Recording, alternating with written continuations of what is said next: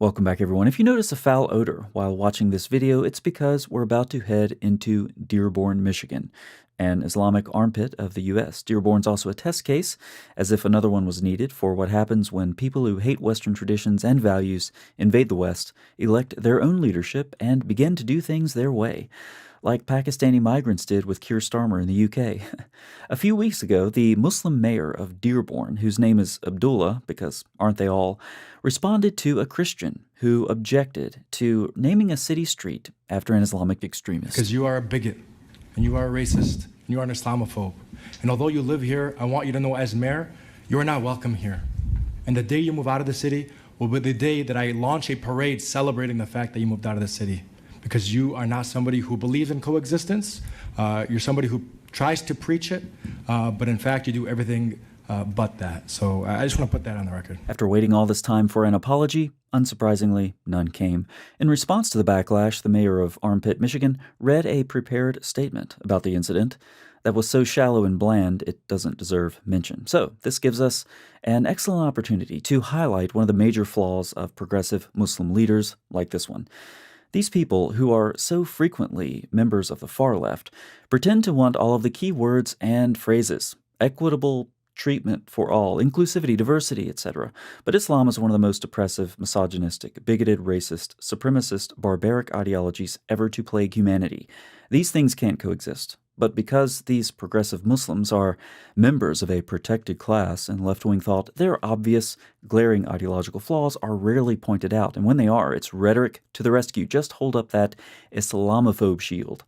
That should silence you. You are an Islamophobe. To put it another way, most, if not all, of what these Islamist leftists criticize in the West, or pretend to criticize, can be found to a much more severe degree in their own prophet, in their own religion. So, at the risk of being Islamophobic, You are an Islamophobe. let's do the unthinkable and read for ourselves some of Islam's most authentic sources. We'll focus on the concept of coexistence. Because you are not somebody who believes in coexistence. Now, you may think you know where this video is going.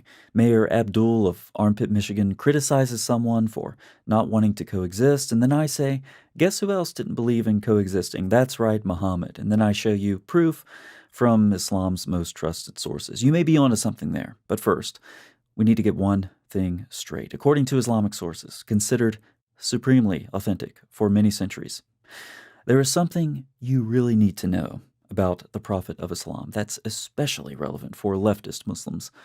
The Islamic sources really want you to know that Muhammad was not black. No, he was not brown. He was not even light brown. He was white. Islam's most authoritative hadith tell us that people referred to him generally as that white guy. His face was white. His cheeks were white. His forearms were white. His armpits.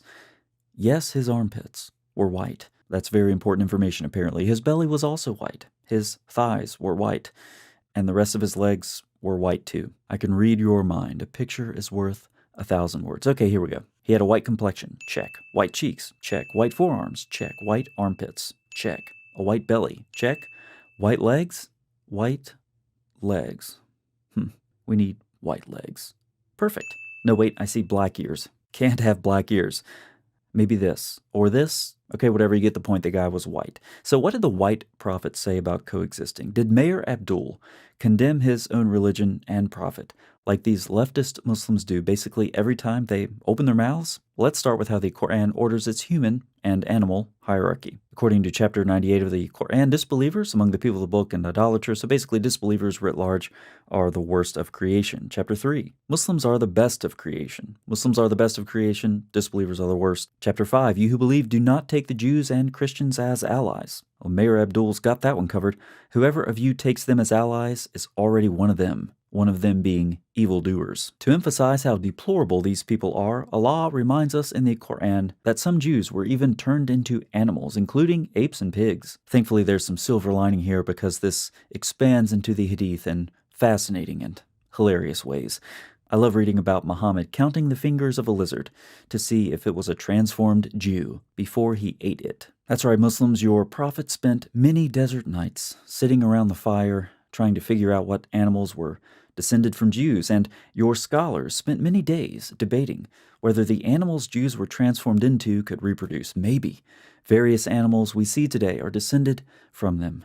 ridiculous. The dehumanization of non-Muslims in the Quran is also apparent in Surah 25, where people who don't live up to their potential as Muslims are regarded as cattle, confirming without a doubt that the Quran revealed by the white prophet defies coexistence is chapter 9. Fight those who do not believe in God or the last day and do not forbid blah, blah, blah, blah, blah, blah, blah, until they pay tribute out of hand, and they are disgraced. This verse, among many more, have led to the severe oppression of non-Muslims living under Islamic rule for centuries. Hold on a second. Just looking back through all this to try to find some inclusion and equity. Strange. Nothing. So, what do we say to Allah and His Messenger? You are a bigot. Correct, but certainly things get better when we look at Sharia law, right? Well, here's one example of how Islam divides people up into a hierarchy. The indemnity for the death or injury of a woman is 1/2 the indemnity paid for a man. In context, that would be a Muslim man. It's even less if you are a Jew or a Christian. That's only 1/3 the value of a Muslim. But if you're a Zoroastrian watching this, I'm sorry to disappoint you. You're only worth 1/15 of a Muslim. Here's another section from Islamic law talking about how non-Muslims can coexist with Muslims. Such non-Muslim subjects are obliged to comply with blah, blah, blah, blah, blah. In addition, they, in part, are not greeted with the Arabic greeting. They must keep to the side of the street, cannot build higher than or as high as the Muslims' buildings, and are forbidden to build new churches. Hold on a second. There has to be some equality and inclusion in there somewhere, right? Maybe some fairness? No, just bigotry. You are a bigot. Now let's turn to Muhammad's example in the Hadith. The Prophet of Islam said, "Do not greet the Jews and Christians before they greet you, and when you meet one of them on the roads, force him to the narrowest part of it." Muhammad also intended to expel all Jews and Christians from Arabia entirely, leaving only Muslims. Wow, this white prophet is sounding a little bit supremacist, gotta say. If you've watched the video this far, you deserve a free bonus. Let's hear it from another left-wing Muslim head case. Take it away, Ilhan. There is no legacy to honor. It was a legacy filled with bigotry, hatred, and white supremacy. These people don't like white supremacy, but they love the supremacist attitude of their white prophet. They don't like bigotry, but bigotry is ingrained in their religion. They can recite the trendy words, but Islam has nothing at all to do with any sort of equality or fairness. People like Mayor Abdul of Armpit, Michigan, are either extremely stupid or they're leveraging whatever they can to gain power. Stupid because it's demonstrably obvious that their own religion contradicts in no uncertain terms the values they pretend to affirm. Alternatively, they're using whatever leverage they can to gain power and influence in Western society so they can fundamentally change it for the better, Islam style. In this case, we don't have to guess. Mr. Mayor gets a little power, a little prestige, the ability to effect change.